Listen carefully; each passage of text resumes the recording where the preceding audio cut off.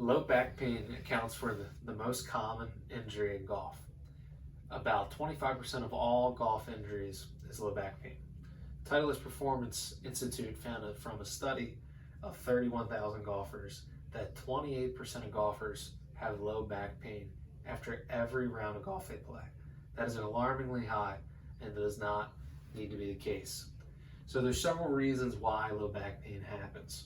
Number one, each golf swing places about 8 times your body weight worth of compressive loads through your low back. To put that into perspective, each step of running places about 3 times of your body weight throughout your low back. So therefore, with the golf swing, it's about 2.5 times your force placed through your low back every single swing. Now, if you think of the cumulative load of that, meaning every swing you take, adding up that force, with that average amateur golfer taking 60 full swings during a round of 18. Now think about every practice session with an average amateur golfer swinging about 100 full swings in a practice session.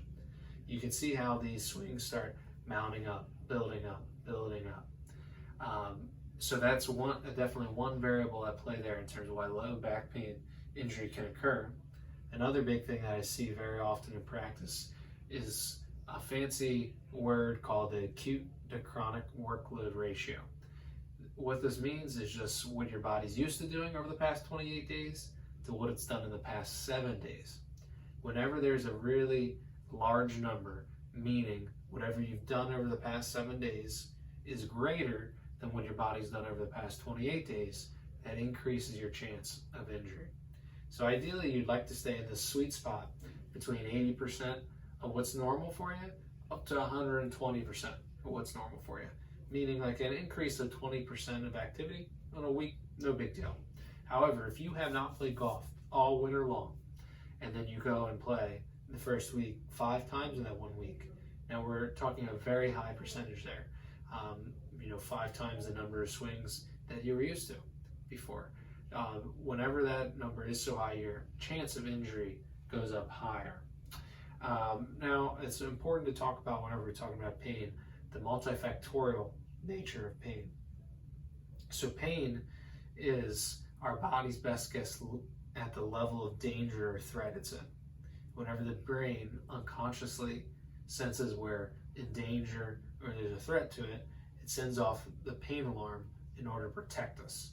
So this certainly can happen when we step on a nail or when there's damage to a tissue.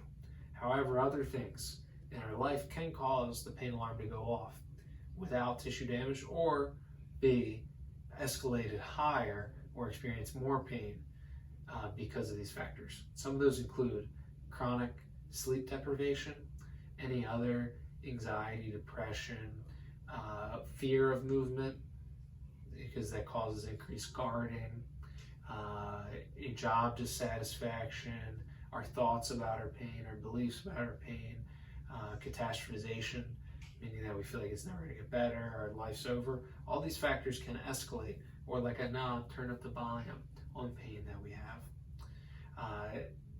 Talking about that, and then the swing characteristics in golf are really important to talk about. So there's 2 main swing characteristics that are linked to increased chance of low back pain. The first one is called S posture, when you have excess curvature in your low back down here. That position puts our core in a position where it can't do its job as well, which can increase your chance of low back pain. And then the other one's called reverse spine angle.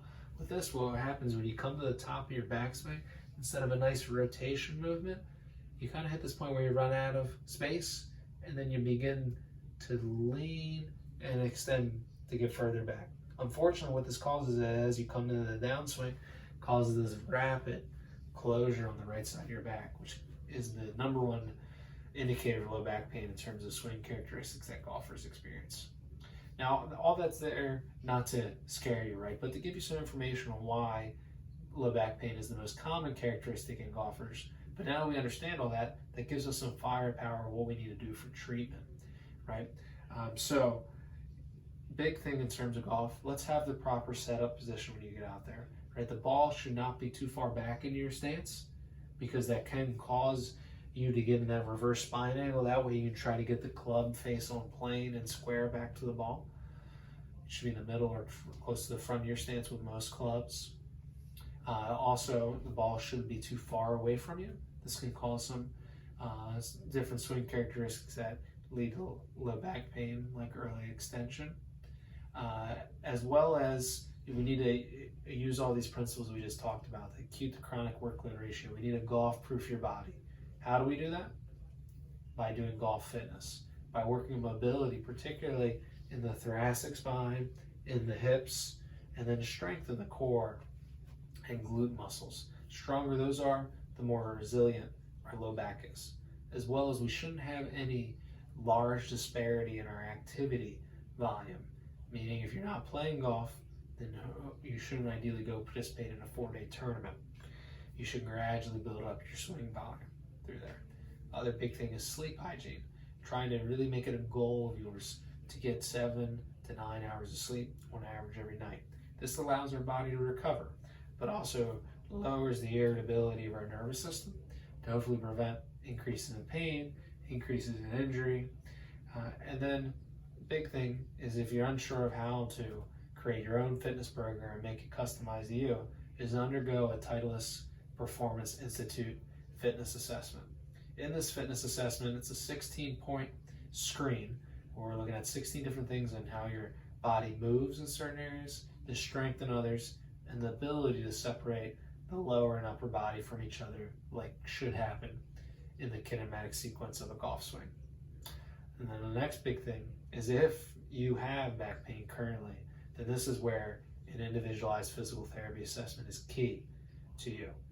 In all 50 states, you have some form of direct access, which means you do not need a referral for physical therapy. As a doctor of physical therapy, we are trained to be primary care physical therapists for orthopedic injuries. So we can assess, come up with diagnosis, and come up with a plan of care, and to get you better and back to your goals. Hope that's helpful. Now get out there and play golf here soon.